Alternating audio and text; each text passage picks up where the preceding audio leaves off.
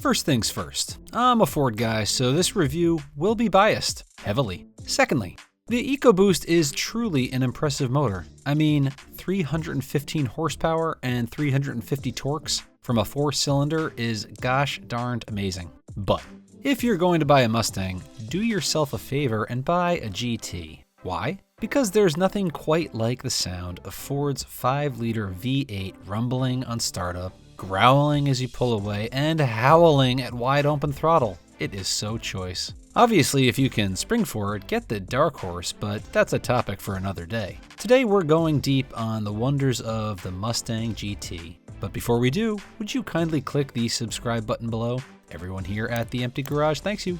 So what's the big deal about this 2024 Mustang anyway? Well, it's the last pony car standing. Chevy has sent its Camaro into the sunset, possibly to return in some heinous Electron-powered crossover blasphemy. And the bloated Challenger hasn't been a pony car in 50 years. Which leaves Ford and a pony that started it all. So yeah, a new 7th gen Mustang is kind of a big deal. It's the only car left in Ford's stable and is a shocking for the times middle finger to every other automaker's eager beaver, electrify everything, headline-grabbing mindset. Long live internal combustion, CEO Jim Farley has more or less said. At least as long as Ford's bean counters allow it. Now, about this S650 Mustang GT. Internet experts are whining about it not being all new, which is true. The 7th gen Mustang is evolutionary rather than revolutionary. But who cares? The new Mustang GT is killer and touts meaningful updates. The structure has been stiffened up, which will be most handy for convertible fans. And by the way, the fact that you can still buy a 2-door V8 soft-top convertible with a stick is objectively awesome. Also revised is the suspension tune, the steering ratio, it's quicker, and the replacement of ye old vacuum-operated brake booster by an electronic unit. Neat. But the real reason the 5 of you that have made it this far are still watching is the motor. As noted earlier, Ford's 2.3-liter turbocharged 4-pot is a very good lump of engineering. It makes plenty of power and is relatively fuel efficient. But if you're going to buy one of the last ICE holdouts against the tidal wave of batteries, there's nothing like the Coyote. Kicking off the 4th generation of Ford's legendary 5-liter V8, this latest mill is a Butte Clark. Last year, the Coyote V8 in GT models was good for a plenty potent 450 horsepower and 420 pound-feet of torque. But for 2024, output steps up to 480 horses and 415 torques. On 93 octane, of course. To achieve that horsepower boost, Ford added a second throttle body to minimize induction losses. They also revised the exhaust cams and the left-hand exhaust manifold. The plasma transfer wire arc cylinder liners are just nerd gravy on this 32-valve gas-powered Coyote. As before, a 6-speed manual is standard fare on the 2024 Mustang GT.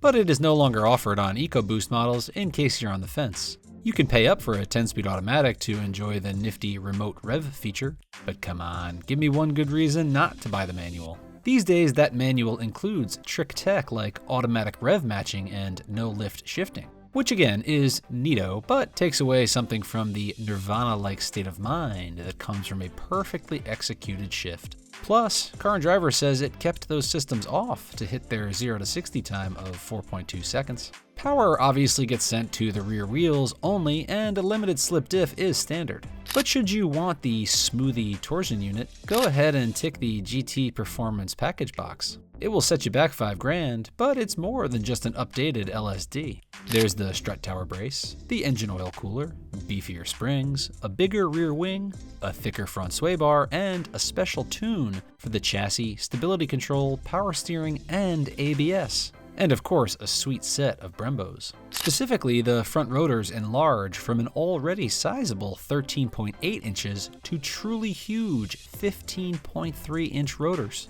And the 4-piston front caliper is swapped for a 6-piston unit.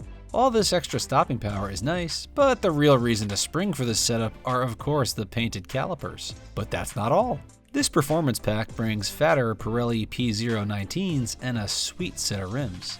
Magnerai dampers promise finer control at the limit or when trundling along potholed roads to Starbucks. And it all gets managed by a mostly aluminum suspension setup from the front control arms to the rear knuckles and H-arms. Opt for the active exhaust system and have fun choosing from quiet, normal, sport, and piss off your neighbor track modes. If you really want to irritate the neighborhood, or just want to be featured on the latest episode of Cars and Coffee Mustang Fails, turn your attention to line lock and the electronic drift brake. Now, line lock is nothing new on the Mustang, but it's ready to put you in the primetime nightly news spot by encouraging smoky burnouts at the touch of a button.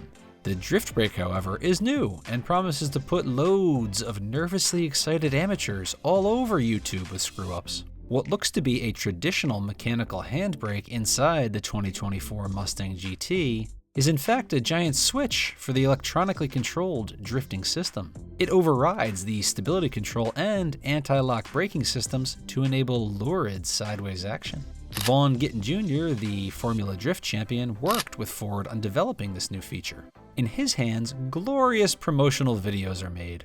In the hands of the average American driver of staggering incompetence, one can only imagine the madness that will result. Exciting.